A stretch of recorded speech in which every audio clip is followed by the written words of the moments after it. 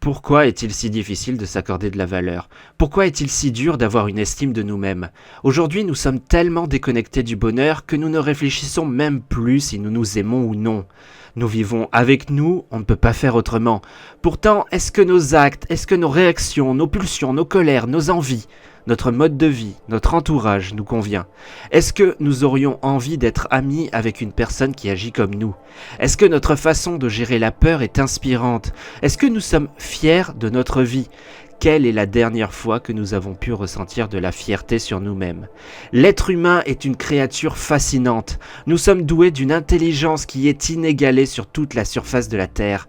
Nous sommes ingénieux, créatifs, attentifs, curieux, attentionnés. Nous avons créé des maisons, des bijoux, des ordinateurs pour mieux vivre ou juste pour nous divertir. Mais on oublie tout ça en focalisant notre attention sur le regard des autres. Tout devient sujet à la compétition. Comment en sommes-nous arrivés à déduire qui avait la meilleure vie en comparant le physique de notre partenaire ou en comparant le salaire que l'on a à la fin du mois? Ces choses n'ont pas de valeur. Des jeunes filles qui posent nues sur internet gagnent 2 fois plus qu'un médecin. Quand on rentre chez nous le soir, nous n'avons pas besoin d'un top modèle, mais de quelqu'un qui nous comprendra et avec qui on pourra partager des choses. Si on prenait une personne née au XVIIIe siècle et qu'on la transposait à notre époque, cette personne serait stupéfaite par notre mode de vie, par la nourriture à profusion, par nos télévisions, par internet, par nos téléphones, par l'eau courante ou par l'électricité. Mais cette même personne nous regarderait sans nous comprendre. Elle ne comprendrait pas pourquoi nous sommes moroses avec tout ce que nous avons là autour de nous, parce que nous considérons toutes ces choses comme acquises. Et de plus, pour cette personne, le top modèle d'aujourd'hui n'est clairement pas le top modèle de son époque.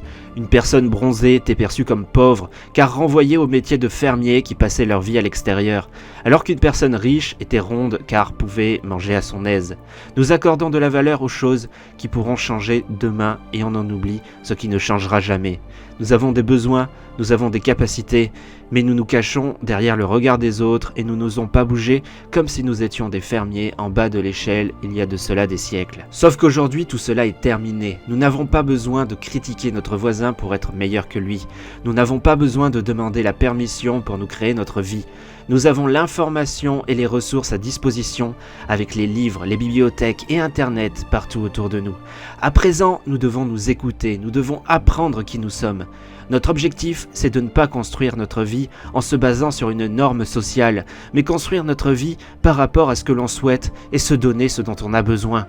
Levez-vous le matin en ayant envie de vivre avec vous, en vous sentant fier de vous. Soyez votre meilleur ami. Vous n'êtes pas le monde, vous êtes vous.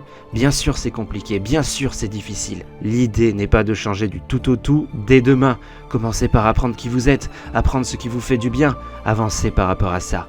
Vous pouvez être heureux avec un petit travail mais être plein de joie en pratiquant une activité annexe, comme monter des maquettes, peindre, écrire, lire, faire des vidéos sur YouTube, prendre du temps pour comprendre les rouages du cinéma. Au contraire, vous pouvez décider d'être heureux en consacrant votre vie au travail. Mais ne vous mentez pas sur vos intentions, voyez la différence entre aimer travailler et seulement vouloir de l'argent. Nous sommes tous différents et cette mode de vouloir tout étiqueter et de bien tout ranger dans des cases est plus néfaste que positive. Vous n'êtes pas une étiquette, vous êtes unique par vos capacités, vos besoins et vos envies. Le maître mot, c'est de vivre votre vie pour que vous ayez envie d'être votre meilleur ami et d'avoir de l'estime pour vous. J'espère que cette vidéo vous aura aidé. N'hésitez pas à la partager aux personnes qui peuvent en avoir besoin. N'hésitez pas à mettre un petit pouce bleu. Prenez soin de vous, on se retrouve très bientôt. Salut à tous.